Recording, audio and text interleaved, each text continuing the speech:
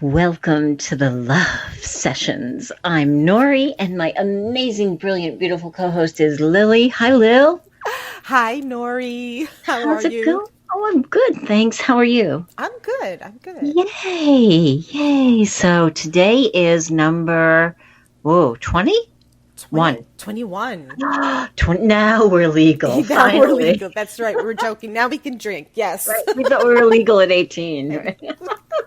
Oh, my goodness. So I just got distracted. Oh. Oh, So have you noticed, how does it go for you? I mean, with the internet and all of the moving pieces of life, like, do you notice that your focus gets scattered so more easily? oh gosh. Yes. Yeah, yeah. I think I Absolutely. read something somewhere where, so when it comes to videos, like the average watch time of videos is 4 minutes.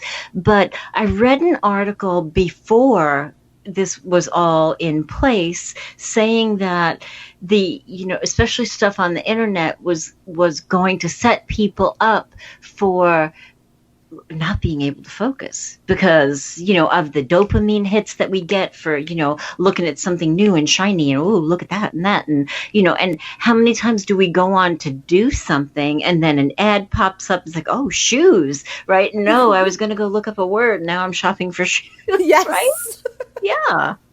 Yeah, absolutely. Actually, I think it's something like in the seconds. Like if you want to capture someone's attention with something online, like a video or something, it's now down to the seconds. You have to do it in the first few seconds or else they're gone.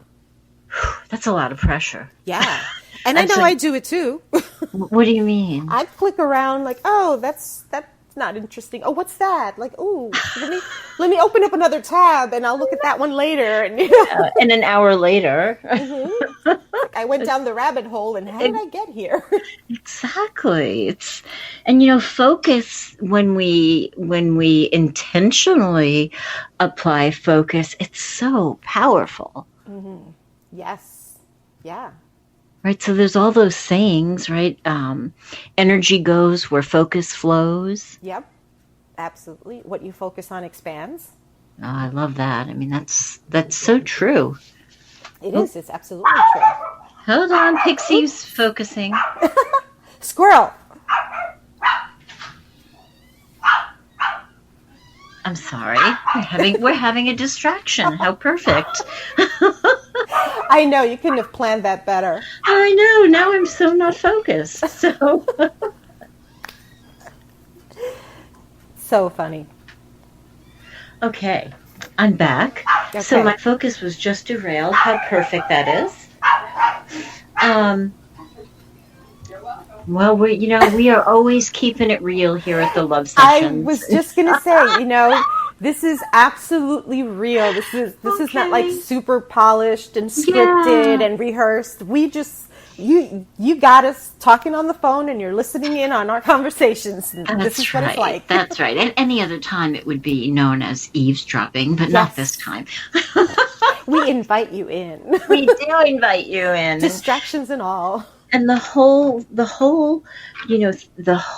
foundation of Love Sessions is to bring love back to you. And, today we're talking about focus, and we were just about to go into how we can bring love back to us by using all of the great aspects of focus. So Lil, you said what we focus on expands. Yeah.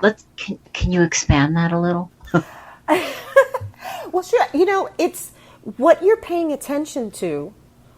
All of a sudden, you see more of. It's really that simple. It's either whether you want to go woo-woo or scientific, you can play around with that. But if you start thinking, focusing, let's say, on a red car, you're going to start seeing more of them. And I think we touched on that before in one of our love sessions. I remember talking about red shoes or red purses or something. But it's really, that is fundamentally what we focus on expands. It becomes our life. It becomes our priorities, or it becomes our biggest stressors, depending upon what you're focusing on. So I think sticking with that whole concept of bringing love back to you, it's really important to pay attention or notice what you're focused on. I'll often talk about, and I post little things that say, focus on what you love. Yes. Yes. And that's so powerful in so many ways. It's even powerful in subliminal ways. To have little post-it notes up, right? Focus on what you love. Okay, what do I love? Okay, I love these pink roses in my face. Yes, that I love that you said that, because that's the first question that will usually come to someone's mind. Is like, well, what do you mean? What do I love? I don't know. I love my kids. I love my partner. I mean, I don't know. What do you mean focus on what I love? I'm taking care of my kids. I'm taking care of my family. No, it's more like what you just said. Those roses. I love roses, or I love flowers. I love the way they smell. I love the way they make me feel. So that's where the focus is. That's the thing. Right. And even if focusing on what you love at this moment does not necessarily have, an ultimate conclusion, right? Because some people use focus to manifest, right? That's part of the manifesting process. So there's no really conclusion. Like, I'm going to focus on my breathing every day so I stay calm all day. So that would be the conclusion. But just focusing on the roses puts you into the vibration of love and peaceful, and I don't know, I'm so calm when I'm around flowers. Yeah. Well, and I love that you mentioned manifestation, because, law of attraction, we talk about it often. And for a lot of people, beginners and maybe people that have been working with it for a long time, there's that kind of pressure of, focus on the positive. I have to focus on being positive, focus on the positive, which really has the opposite effect. So instead, it's more just focus on what gives you that positive feeling. What makes you feel good, not on feeling good. Oh, that's so good. So focus on what makes you feel good. Now, that's right, because focusing on what makes you feel good could make you feel more stressed or make you feel more frustrated, because you feel like you have to do something. Right. If you're trying to focus on feeling good, then you're trying to push all the other stuff away, and that's work. That's not fun. Right. And even in law of attraction and manifesting, if you write the intention, I want a purple Jeep. That's for you, Lil. I was just going to say, that's me. I'm manifesting that for you. Thank you. I want a purple Jeep. What comes to mind? Well, how much is a purple Jeep? I mean, I still have car payments on my car right now. How am I going to get a so if we focus on the way it feels to be in the purple Jeep with the top down, and it's a perfect day and the sun is shining, and the air is fragrant and the dog is riding with you, and right, all of those wonderful feelings, that would actually bring the Jeep to you sooner than just saying, I want a Jeep. Universe, bring me a Jeep. Yeah, exactly. So that kind of focus. So on the other hand, right, on the other side of that coin, there's the focus that we do subliminally, habitually, that we don't even notice. Yeah, and that's what we invite listeners to start to pay attention to. Notice what you focus on. Yes. So what are all those things that that could be said that actually focus on something detrimental? Like, my favorite used to be, oh my God, you're killing me. This is killing me. You got to be kidding. This is killing me. And then I realized that, that was creating, even though I meant it in air quotes joke, that was creating a certain feeling in my body.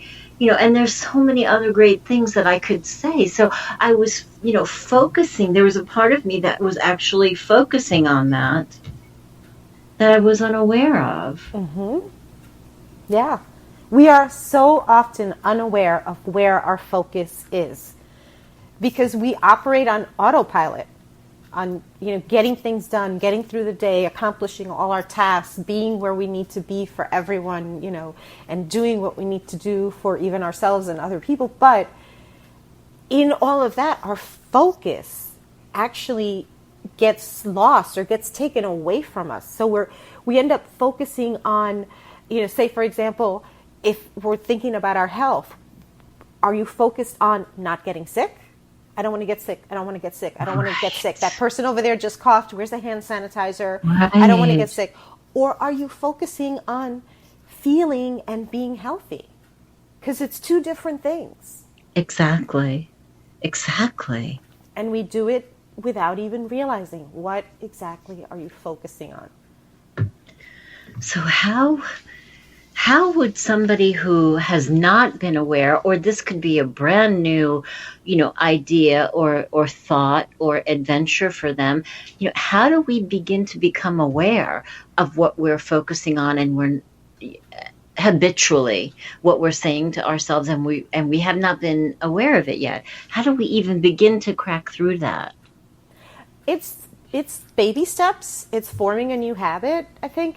And it definitely starts with noticing what you're focusing on. Notice what makes you feel good. Just without even trying to focus on it, like what makes you feel good. Like does that first cup of coffee in the morning make you feel good? Or are you just grabbing it, to get that hit of caffeine so you can get out the door? What's the difference there? Mm-hmm. That's really good.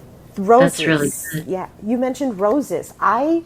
Now, I started doing this a long time ago, and now I'm driving down the road, and it doesn't matter if I'm in traffic or what's going on or there's no traffic. I'm going to notice that, beautiful flowering tree or that freshly mowed lawn, or, I'm automatically, my focus goes there because I started doing that intentionally a long time ago, and now I almost don't have to pay attention to it. My focus will just go there. It automatically goes there. Yeah, because attention goes where energy flows where focus goes. How did you say it? That's right. Yeah. You said it. That's so now perfect. But it took a while to keep that habit going. So, it goes back to notice what makes you happy, what things make you feel good. And it's really the little things. It's not the big things. Like, I love glittery things. I love iridescent things. I love, things that have sort of that hologram thing to it. Yeah. The fractal. Thank you. Yeah. So for a while, I remember I used to think oh, that's silly. I'm a grown woman. I shouldn't be paying attention to that. I should be, I should have grown out of that already. Mm-hmm. And then one day I was just like, you know what? I freaking love glitter and sparkle and iridescent and all that stuff. And and I would focus on it like, oh, look at that. And not, in the most unexpected places.